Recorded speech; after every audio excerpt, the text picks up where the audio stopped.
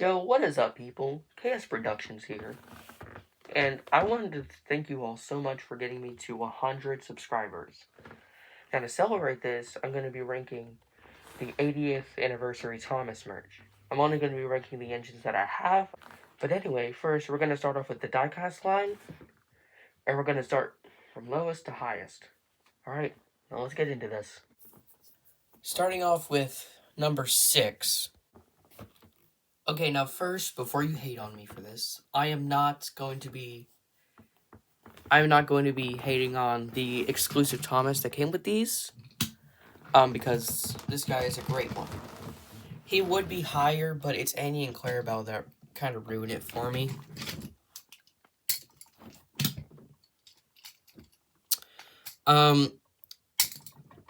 Because this guy is the lowest, just because these are retoolings of the 2019 Push Along Annie and Clarabelle. I do like that they have the painted buffers, and I like how they have different faces. I do like the decals on the side with the windows, and I like the wood detailing on the back. And I like the new wheels. But, yeah, this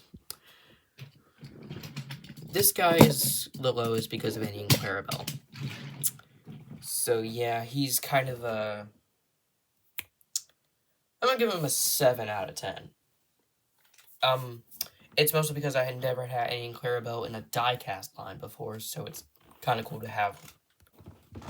Okay, going into number 5, we have the Ruby Thomas. Again, same thing with the exclusive Thomas that came with Annie and Clarabelle. I'm not specifically going to be hating on the Thomas model itself. I'm more,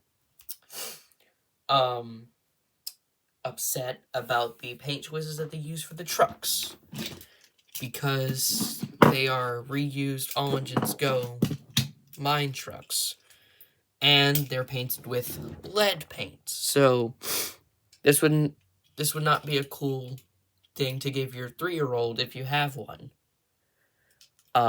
I don't know why I'd be saying this when my audience is mostly people in my age group, 14 and up or lower. But yeah, don't get a kid this if they're under 8 years old or under 6, because they might put these in their mouth and they'll get lead poisoning. And plus, the paint comes right off. Like, as soon as you start grabbing these guys, yeah, the paint just comes right off.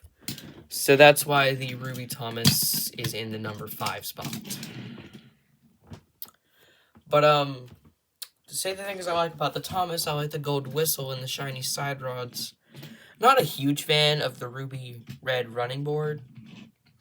But, yeah, that's it for the Ruby Thomas. Oh, also, the lining on the cab is kind of coming off a bit. So that puts this guy lower. But, yeah, that's Ruby Thomas out of the way. Coming in at number 4, we're going to look at Henry. There are a few things that I don't like about Henry, like the fact that he's missing his third wheel arch, and that his tender's back buffers are not painted, and it doesn't have a red buffer beam, which is really weird. And it's kind of disappointing because there are a lot of things I like about this model. Like, for example, the face looks really good.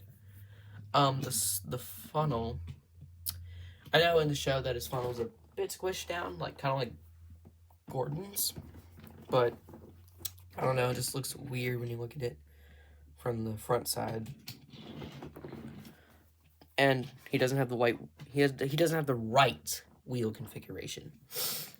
But yeah, Henry is a solid 7.5 out of 10. Not a great model, but he's pretty good.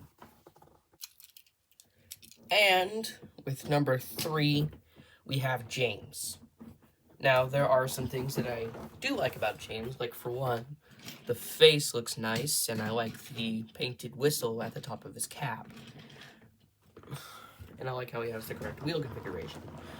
But the things I don't like are the gold side rods and gray wheels, and the tender is reused from the All Engines Go James. But yeah.